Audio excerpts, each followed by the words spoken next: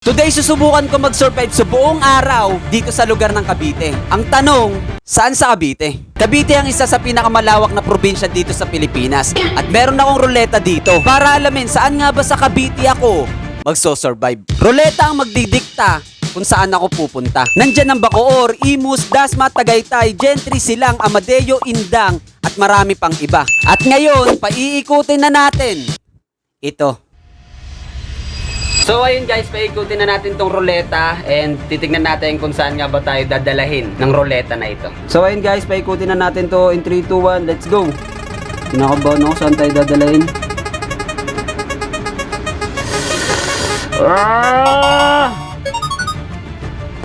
Sa 13! So ayun guys, pupunta tayo ngayon ng 13. Let's go! Pumunta na agad ako sa 13 para simulan ng challenge. Simple lang ang rules. Kailangan ko makasurvive sa lugar na ito na walang nilalabas na pera at walang tumutulong sa akin.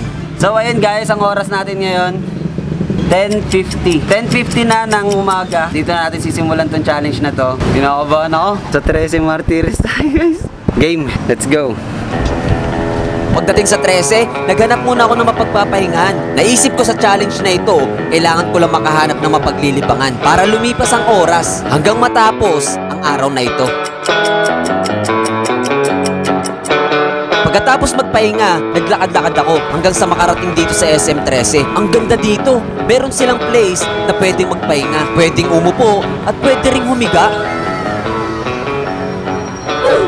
Kaya nagpalipas lang ulit ako dito ng oras. Tamang cellphone lang, tamang nood lang ng mga vlog ng mga idol natin. At isa na dyan, si Boss Adam. Yung nilibot yung buong Pilipinas para sa 1 million pesos habang nakakulong sa isang malaking box. Pagkatapos magpahinga, naisipan ko na mag-ikot-ikot naman dito sa SM13. Sobrang dami rin pala dito pwedeng puntahan. Dito rin nakatayo yung mga ribulto ng mga namatay na 13 na martir. Pagkatapos maglakad-lakad at ikutin ng 13 martires, nakaramdam na ako ng uhaw. At dito na nagsimula ang pagsubok. Kailangan ko makahanap ng maiinuman pero wala nun dito. Kaya naisip ko na maghanap ng bote na mapaglalagyan ng tubig at para makainom hanggang sa makakita ako ng malinis na bote sa gilid. So ayun guys, hanap tayo ng tubig para malagyan tong bote na to. Nauuhaw na ako. Kaya pumasok na agad ako sa SM para makapag-refill ng tubig. Sa wakas, nakainom na rin ako ng tubig. Nagstay muna ako ng matagal dito sa loob ng mall. Ang lamig dito compare sa labas, sobrang init.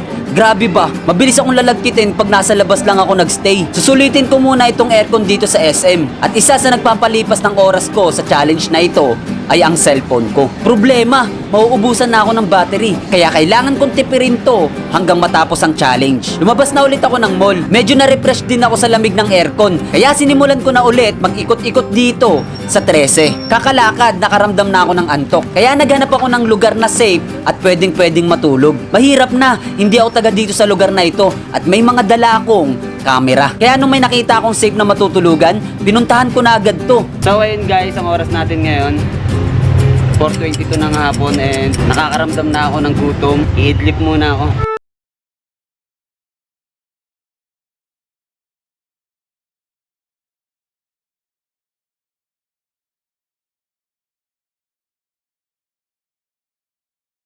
Balik na lang ako sa mall para dun magpalipas ng gabi. Nagpalit na rin ako ng damit, basang-basa na ng pawis yung damit ko At bukod pa doon, isa sa pinakamalaking problema, nakakaramdam na ako ng gutom. Walang choice kundi magtiis.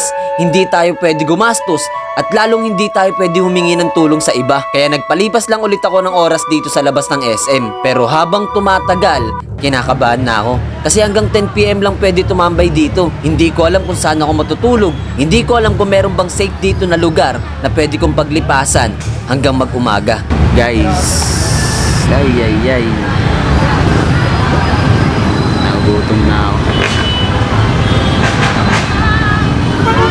Kaya sinimulan ko na maglakad-lakad para makahanap ng safe na lugar na pwedeng matulugan hanggang sumikat ang araw. Pero, bakit ko nga ba ito ginagawa?